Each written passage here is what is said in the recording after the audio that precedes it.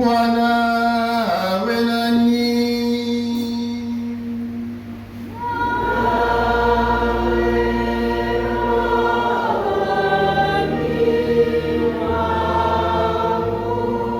Somo katika Injili iliyoandikwa na Mathayo.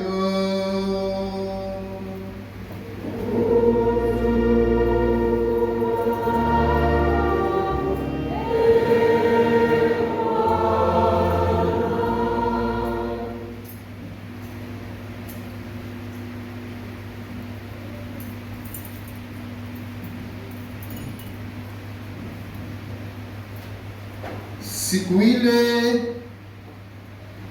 Yesu alirudi kutoka Galilaya mpaka Yordani kwa Yohane ili abatizwe. Lakini Yohane alitaka kumzuia akisema, mimi nahitaji kubatizwa na wewe, nawe waja kwangu? Yesu akajibu akamwambia, kubali hivi sasa, kwa kuwa ndivyo itupasavyo kuitimiza haki yote.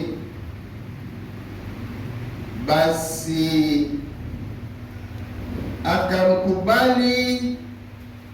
Naye Yesu alipokwisha kubatizwa, mara akapanda kutoka majini, na tazama, mbingu zikamfunukia, akamwona Roho wa Mungu akishuka kama ua, akija juu yake.